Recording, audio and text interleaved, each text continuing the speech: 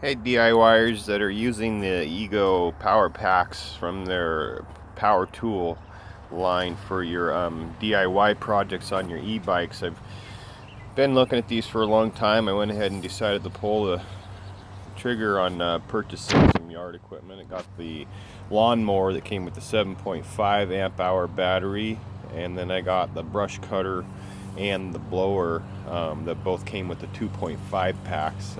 Each blower, the blower and the trimmer came with a charger, so I used the charger to create a mount on this back rack here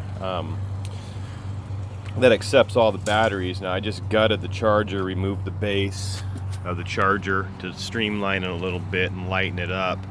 I was using a battery strap to hold this in place. I initially tried going crosswise with it, kept losing connection on the battery, going over bumps and stuff, and then I went this route with it, and that helped immensely.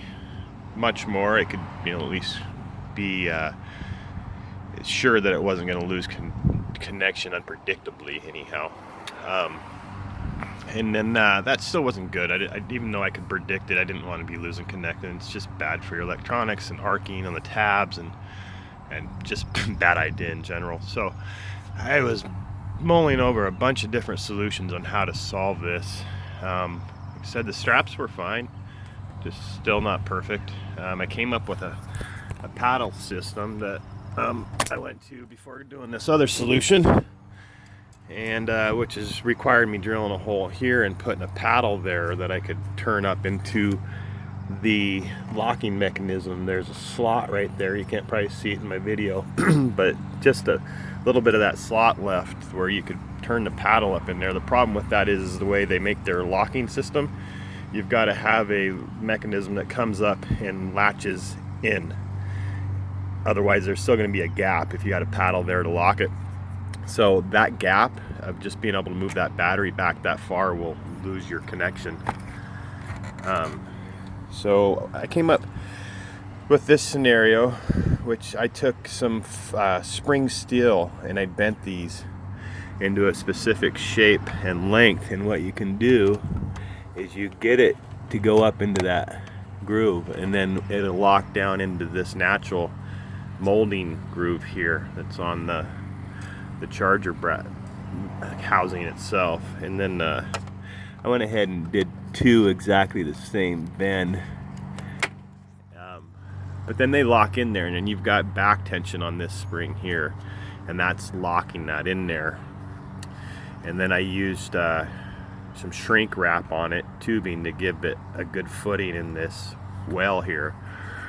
Now just with those on there like this, the friggin' battery ain't going anywhere.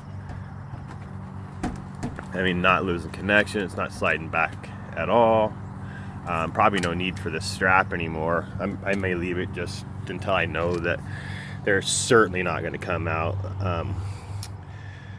And then another feature of this is if you don't feel like there's enough spring on these through here, then you can load these as well on this side. And since the casing on these batteries are rubber or semi-rubberized, on this shrink tubing, it grabs amazingly. It's almost like grip tape on one another, or surfboard material on one another. It just grips. And when you pull these back, then it's loading this arch of the spring still and pushing these forward. So now you've got this loading and touching. Actually, since these came up and dog ear in, when they're in there, they're actually pushing against that front side of that lock spot inside the battery. And that's the commonality between all the batteries. It don't matter what size this is. I've got the 2.5 amps, and this works exactly the same on those. The problem with making one that fits this off of something else, then it doesn't fit the 2.5s, or having a strap even, then you've got either a really long strap for your 2.5s, or you've got a super short strap for your bigger battery, your 7.5s. Not to mention, you want something that looks clean. Strap on something always looks jerry-rigged, in my opinion. So this is my first iteration of bending this spring steel and what I came up with. Now if you pull these back, and I guess if you don't feel that that's enough, here is another option.